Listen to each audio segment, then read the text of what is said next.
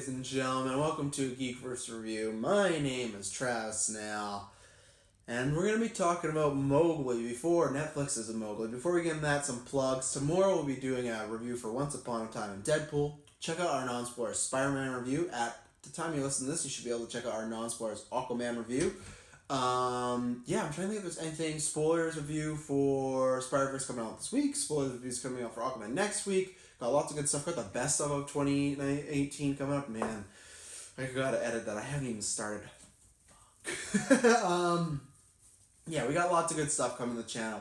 Lots of content, lots of reviews. Bumblebee's gonna be happening.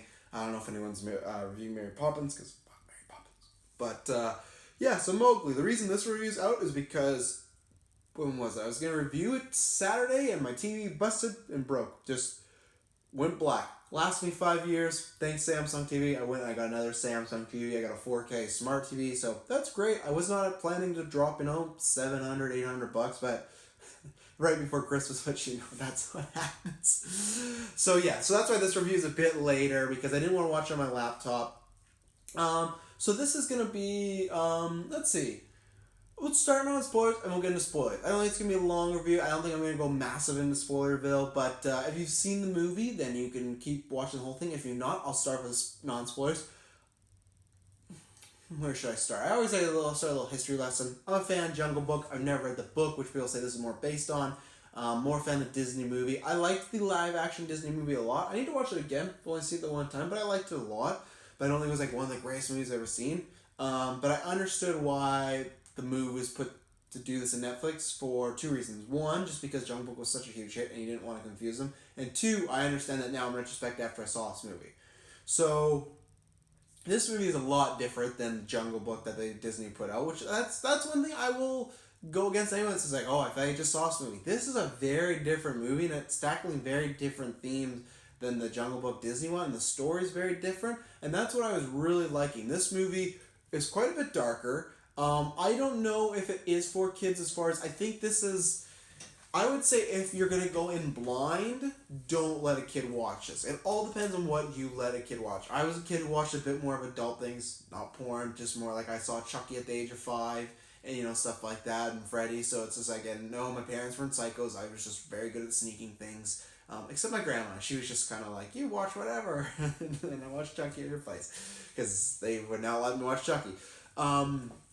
So it all depends, and that's what I mean, I don't think there's not, killing or sex or drugs or violence, but it is darker. There is some violence moments. I'm sure Khan, of course, would do some things. There's some killing of animals and whatnot. So it is more mature. So I think you'd have to gauge on what your child likes and dislikes, or what you're comfortable with them watching before you watch this. I don't even know if it's worth you watching and then a kid watching it. I think just make that call, because I don't think it's a good enough movie for you to just take a chance on. It's not something it's kind of dark, but it's so good, your kid, it'll get past it. No, I guess that's my starting off, where this movie started actually really good for me, because I liked trying, I don't read reviews anymore I don't read a review before I see a movie now. I used to before. Of course, you see them. I'll see critics tweet them out, and I'll read them for movies I don't care about, like movies something like Bumblebee, where I don't give a shit about Transformers, but now people are so excited, I'm like, I might actually see and review it. So that's where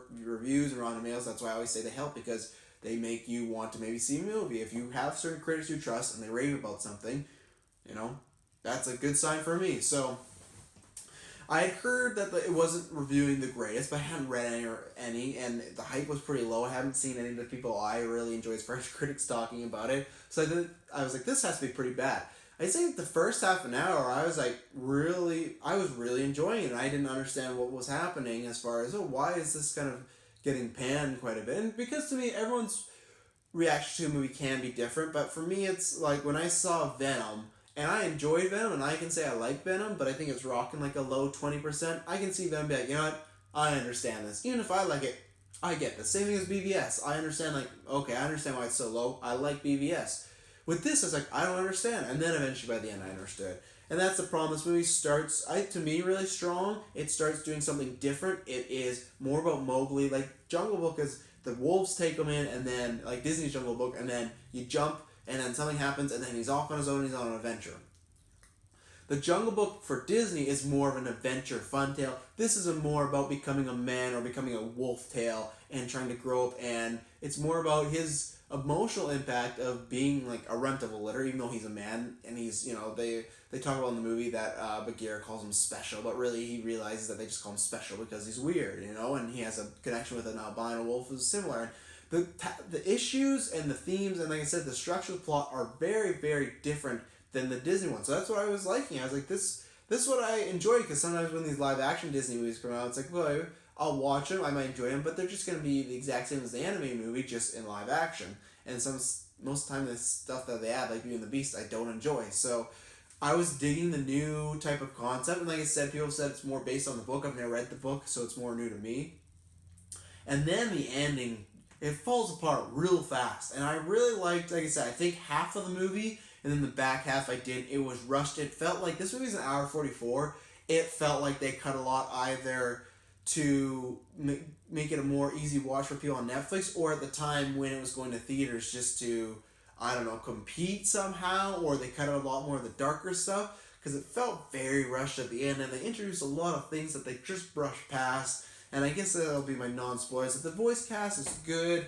I don't think anyone stands out. The CGI with some animals I really like, but you know what, I'm surprised because Andy Serkis, Planet of the Apes, Gollum, I thought he'd have the edge on that, but quick water.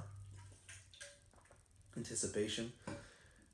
I didn't love the look of all the animals, which I was really surprised. Like, sometimes Baloo and Bagheera are very shiny, and I know they're trying to do the light hitting on them and whatnot, but at times Bagheera is just looking so fake and so shiny. I don't like, and it sounds bad because I don't want to put anyone down, but it feels like almost like a render right before it's about to be complete. He still looks good, and he looked better in the dark or more zoom ups on his face, but sometimes him and the whole body, they didn't look the greatest. They did some choice like Baloo and Shere Khan kind of have Circus and Bennett coming back to his face or kind of facial features at times. I didn't love that either, so that was quite underwhelming for me, that I ended up liking the Disney animation more, which I thought was a chance I wouldn't. And they're going for a different look, I guess, so I like the kid that plays Mowgli. Let me see here, because I want to see, because that might be part of my cons, not that, but he has to do a lot more emotional acting in this movie. In the Jungle Book, that kid is great and he's cute, but like I said, that's a fun adventure. This is a becoming a man / wolf leader sort of movie, right? And I liked The Darkness. I really liked, I can't remember who was in it, but I liked that movie years ago. It was like an older Jungle Book, and it was I can't remember if it was I don't know who the actor was, but I really enjoyed that. It was kind of darker, and so maybe by design, I was destined to like this a little bit because I like even darker superhero stuff. But where is the kid? Because I don't know. I thought he was from this, but I wasn't sure 100%. No, okay, so no, I had not seen him. I thought he was from a different movie. But, yeah. Okay, good. I was right about that one for my con. So, my pros, I liked the beginning. The beginning of the movie is more about him with the wolf pack, growing up as a boy, trying to become a wolf. You see a struggle with the pack as far as being a man, as far as they have certain laws and he doesn't understand them because he just thinks things could be done differently. I really enjoyed the beginning, and even stuff with Baloo, I like the differences of the relationship they had. It wasn't so chummy. They don't meet the same way. Baloo is more, he's protective of him, but he's more harder on him. I like the first half. And so this is what I'm going to say. For non-spoilers, the back half to me gets, I don't want to spoil stuff, but he gets introduced to the human people. That's where it takes a big dive, and it's very, very rushed. Because the rest of the stuff I'm going to talk about in spoilers. The reason I'm doing less of a non-spoilers is because this is on Netflix, so if you really want to know, you can go and check it out and then come back. But honestly, I don't think you need to see it, which sounds bad. I think it's a movie you should watch and check it out, but I don't think it's one you need to rush. I think Christmas season, if you watched a bunch, you're sitting around, you're stuffed with turkey or ham or mashed potatoes, scalloped potatoes, whatever potatoes you prefer. Get those potatoes in your belly. Poutine's the best.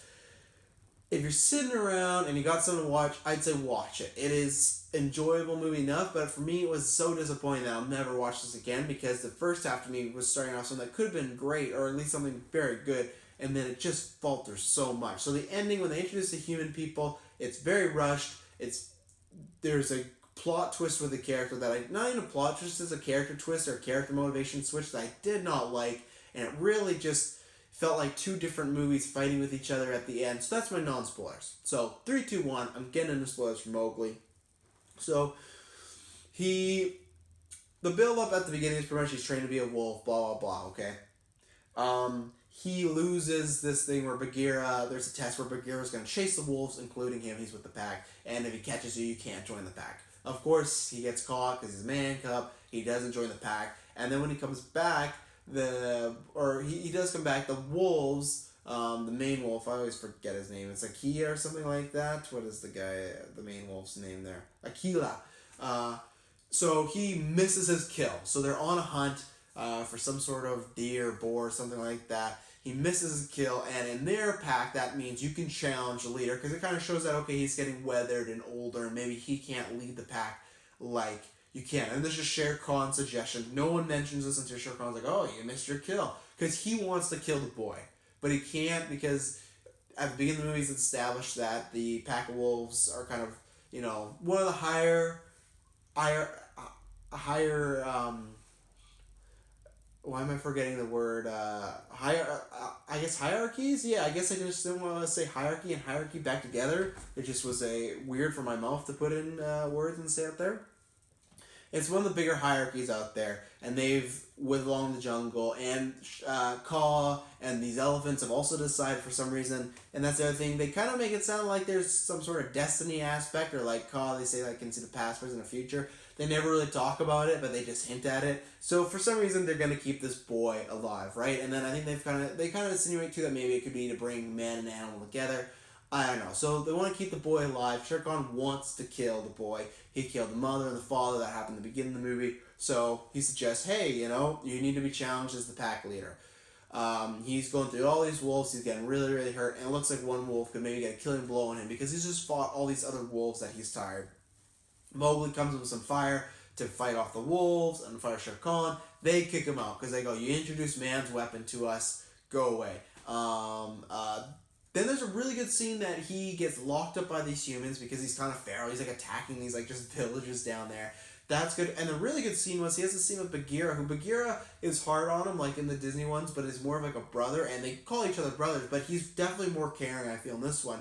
And there's this good scene in Christian Bale, great voice acting, where he has to say goodbye to him because that's just the way he introduced man weapons into the jungle, and they can't accept him anymore. And it's really good, and just Bagheera's walking away, and Mowgli just says, I love you. The kid actor is doing a good job, and you can see Bagheera wants to say it back, but he doesn't. He gives him advice how to survive. It was really good, and I was really sad in that moment. So that's what I mean. I was really enjoying the movie, and I was still, in this point, enjoying it. They introduced Matthew Rhys. Anytime you introduce Matthew Rhys, I'm gonna get excited. Loved him in Brothers Sisters. The Americans, one of the most underrated shows in the world. Go watch it. So they introduce him to the village and Matthew Rhys. The village is Matthew Rhys is the only white guy there, and I misunderstood a lot of things because I thought he was also married or kind of dating one girl, but he's not. So he's introduced as a very nice, caring individual, and Mowgli's having a good time in this camp. At first, it kind of starts like the kids are unsure of him because they're kind of poking him, prodding him, and whatnot because he came in. He was like a feral beast. But then he starts to hang around them. He meets Fredo Pinto's character, Misa. I think that's how you say her name. She's almost acts as the girl he falls for in the Kid Jungle Book, but this is a verse where it's a mother that he almost never had. And she gives him shoes, she baths him, she takes good care of him. And that's what I mean. There's lots of scene with her and Matthew Rhys, he's kind of around, so I just insinuated they're a couple, but they're not. But he's a really nice guy. He's taking him in. He, at one point, he's hunted something, and Mowgli is trying to rip it or eat it, and he gives him a knife, and he shows him how to do it. He's coming off as a very good, caring individual and a father. And I was really what they're setting up, and they kind of set up that he was also attacked by Shere Khan. He shows him the scar, so I was okay, this could be the way that you're going to take out Shere Khan as this bonding experience with the father. And then there's a party happening later in the night, and the tribe is asking him if he can kill the tiger, and he goes I've only missed a kill once, and I won't do it again. And they're kind of doing these parallels to me that they set up a clear, really good story, and they just decided, I don't know whether they didn't see it or they decided, oh, let's twist it and not do it. But you could see the whole tribe grilling Matthew Rise, and he's a little drunk, but just kind of like, you better take out this tiger. And to me it was, okay, you have the clear connection to Mowgli just got kicked out of the pack because he saw his pack leader, his father, like kind of adopted wolf father, couldn't take out a kill, and he was kicked out and nearly killed for that. So this would be a great reason of, he does not want this guy who's maybe almost becoming a new adopted father who's taking care of him to miss a kill. So this could be a way of them taking him out together. His motivation, like, I'm going to take out the tiger so I don't lose this new father figure because he's treating me really well. No, they do some weird fucking storyline where the guy's all fucking weird. And not weird in like a creepy, like, you know, like pedophile way. Just like, he gets super drunk and it's such a switch. And that's the good thing about Matthew Rice. He plays it well. I just hate the way he was written because he's super caring. You get no inkling at all that he's a bad dude other than, not even he's a hunter, but he's hunting for food. And he's taking care of Mowgli. It's not even like he's been hard on him because Mowgli attacked him at one point. So he can be a little like abrasive, like, I don't know if I should be trusting this kid. But they play off completely different in the scene where he gets drunk and then he goes back to Mowgli singing. He's all creepy, like, oh, the jungle, you know? Like, he's kind of talking creepy. Like, oh, I'm a hunter and this is one of my prized possessions. And then they turn over and Mowgli, I didn't talk about this, but he has his brother Boot in the movie, that's the albino wolf. And they get in this big argument about, you know, they call special because, you know, you're a loser and I'm a loser. I'm paraphrasing. He doesn't say loser, but just like, because you're, you know, runt of the litter, stuff like that. Mowgli's mad. He says all this stuff to Boot. Boot goes, and of course you get the classic, Boot, I didn't mean it. And he's gone. It's too late. And then the next time he sees Boot is Boot's head. And this is why I said at the start for kids, Boot's head is on a stick. And this guy killed his brother for just sport. And that's where he's talking about, like, oh, one of my prized possessions, and I love it, and blah, blah, blah. And he's just like, and then the next scene where Shere Khan is around, he comes out of his tent, he's stumbling, he's with his gun, he's trying to put in the bullets. And this is in the morning, but he's trying to put the bolts in his gun and he can't. And they completely take the character in a different route. I almost just wish that the whole time he was kind of sketchy and not the greatest. And I guess they tried to make it a reveal, like, you're trusting this individual and you turn your head like, no, he's really an enemy. But with the runtime, it feels very rushed. Because I think at that point, he gets introduced into, like, the movie when there's only 40 minutes left. And 40 of those minutes are also him with the other kids and some of the other animals having scenes, and then him taking out Shere Khan, which it happens kind of anticlimactic. I'll give Disney the points there with the big fire and whatnot, and him setting on fire. You know, the climax fight between Shere Khan is nothing special. He kind of traps him, stabs him a couple times. They have a good moment where Bagheera sets up early, like, when you kill something, you look into its eyes and see its soul go away, so it's not a wasted kill. So it's like you're kind of showing it respect, right? So they kind of do that. They call back to that moment, so that was nice, but it was pretty anticlimactic. They get a bunch of elephants to team up together because it's also revealed this poacher, I guess, shot an elephant's tusk off. When Mowgli's in the tent, he sees the tusk, he brings the tusk back to the elephant and puts it back on the elephant. It just fits perfectly, and he's just like, you help me with the tiger and I help you with the hunter. And then Mowgli's like conspiring to get this hunter killed, kind of in a way, and that's very cheesy. The hunter at one point is going to shoot Shere Khan. Of course, something happens and he accidentally shoots Mowgli's dad's wolf. His wolf dad. This elephant is charging at him at full force. No one sees it, and the hunter doesn't even see it. He shoots a gun, and he looks over, and he gets hit by the elephant. Oh, and that's what was so frustrating, that the movie just completely falls apart near the end. Mowgli kills Shere Khan, he becomes kind of like the leader of the wolf pack. But it's just they took twists. I don't know if they were supposed to be twists. I don't know if there was more in this movie, and they cut it. But they just did things that were unnecessary, and then it got into campy and really cheesy territory, where I thought they were going for a darker, realistic tone, and they were still doing that in the end, but it didn't feel like that as far as the realism part. And yeah, I know it's animals talking, but still, you know what I mean. You try and take the most realistic approach, but it just got cartoony near the end, and I can expect that from the Disney one, where it's like, this is a kind of a cartoony adventure.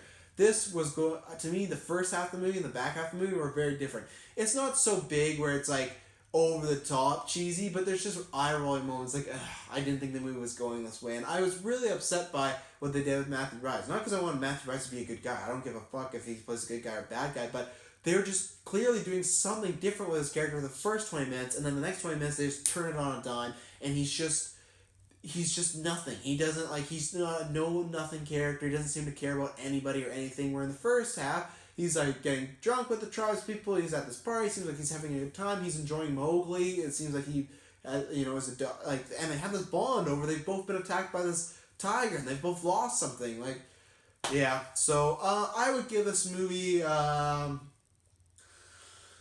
I don't know. I'd give it a 5.5, somewhere in between 5 and 6. I really enjoyed the first half. I was thinking this was gonna be a movie that I would watch again and something I would really like, and then it just ended up being a lot of missed opportunities. And yeah, I wouldn't watch it again because the back half just really upsets me. And the first half is really good, but not like great enough for me to be like, oh, I can watch for that. And the ending is, it's really good, but it's nothing like to write home about. I just thought it was parlaying into something very well. It's like if someone made you a meal. And, you tried, there's 3, whatever, meat, potatoes, lettuce. Let's say the lettuce is really good, and the potatoes are really good, or the salad is really good, because, I don't know, if you just eat lettuce alone, then great. And then you get to meat, and you're like, that wasn't cooked the greatest, blah, blah, blah, or whatnot. So I don't eat meat, so I don't know what I could say, like, I don't know, I get this vegan meat, and it's just still frozen, like, oh, I wish you kind of would have cooked that a little bit better, and that's this movie. So a 5.5 out of 10 for myself. I wouldn't recommend it really. I'd recommend it if you're a big fan of the Jungle Book, whether it's the OG book or the Disney thing, just because to watch it, see something different. But like I said, I think it's a movie you can put on the back burner. I think there's lots of other things you could watch before that. So thank you very much for tuning into this review.